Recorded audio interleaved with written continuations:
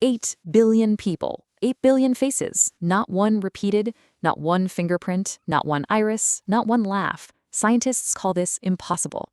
Allah calls it intentional design. Welcome to this explainer.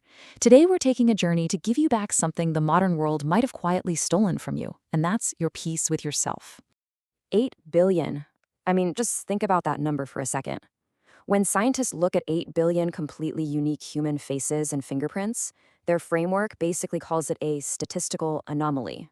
But from a spiritual lens, this is pure, intentional design. You aren't just some random accident of biology.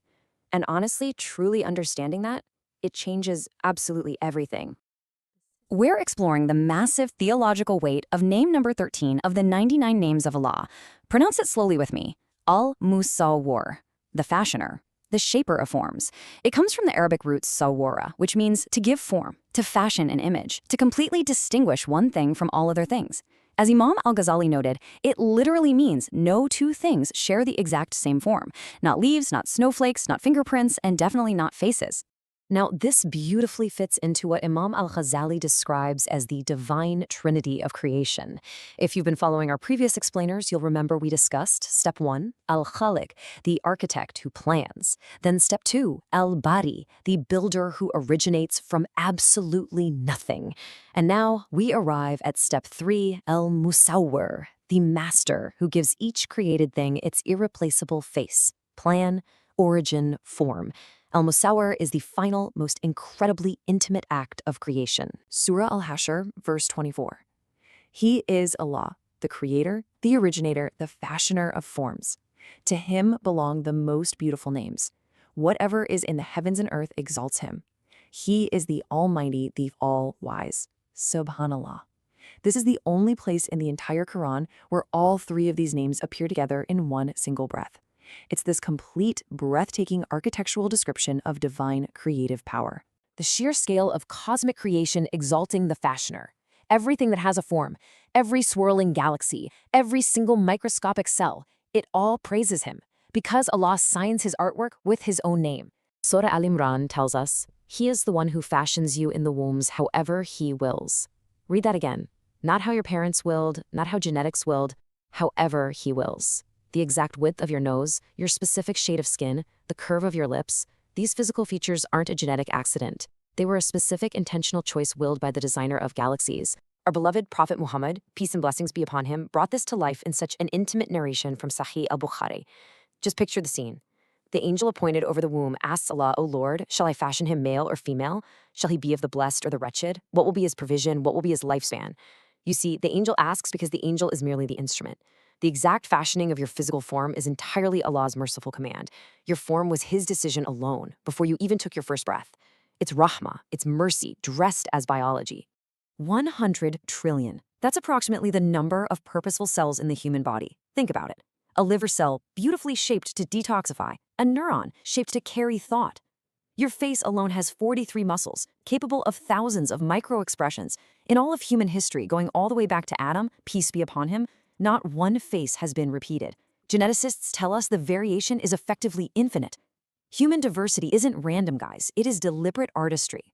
Allah tells us in Surah Ar-Rum, and of His signs is the creation of the heavens and the earth and the diversity of your languages and your colors. He didn't just create billions of similar things. He created billions of unique signs. You aren't just a type. You are a sign. We have to talk about the body image crisis. But we're going to do it through a profound, divine lens. Because the body image crisis in our generation is, at its root, a crisis of not knowing Al-Musawwir. On one side, you've got the algorithm's rejection, right? Social media showing you a highlight reel of filtered, surgically altered images, quietly teaching you that your natural form is somehow a problem to be solved. But on the other side, there's Al-Musawwir's wisdom, his hikmah. The flawless divine artist deliberately chose your exact features with power and absolute wisdom. He doesn't create by accident, and he definitely does not make mistakes. So, rejecting your natural form or feeling deeply ashamed of it just because it doesn't fit some temporary fleeting trend is essentially questioning His judgment. He doesn't need you to edit His work to make it presentable. Accepting your form with gratitude, that is an act of tawheed. It is a profound act of faith. The great scholar Ibn Kathir reminds us that your unique body isn't just a vessel you happen to inhabit, it's a dalil. It is a walking, breathing proof of Allah's power, capability, and purpose in the world. He made you unique because you have a unique role. Your specific voice, your laugh, your way of comforting someone, it expresses something literally no other human in history can replicate. Your individuality is an eternal signal. It isn't just temporary noise. It's preserved even for the akhirah, the day of judgment. Al-Musawwir fashioned you for eternity. So stop trying to be someone else. Every single morning, before you even glance at your phone, look at your hands and say, Sawwarani Rabbi, my Lord fashioned me. When insecurity rises, maybe you're in a changing room, just whisper, Ya Musawwir. Call on him, not the culture creating you. And third, find one feature you've historically disliked and ask yourself, what was the hikmah, the wisdom, in choosing this for me? The asking itself is a beautiful act of worship. Imam Al-Ghazali noted that deeply internalizing this name means every single face you see becomes a literal miracle. Insecurity dissolves not because you suddenly look different, but because you see differently. You begin to look at the world with the eyes of someone who knows the artist. The fruit of this, especially if you sit and reflect on Ya Musawwir right after Fajr, is qana'ah, a quiet, unshakable contentment that the world simply cannot give and it cannot take away.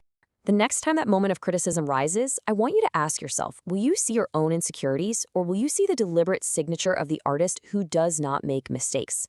The one who painted the galaxies chose your exact form, on purpose and with perfect wisdom. He signed his work with his own name. Ya Musawwir does not make mistakes. Let that quiet contentment settle in your heart today. Assalamu alaikum wa rahmatullahi wa barakatuhu.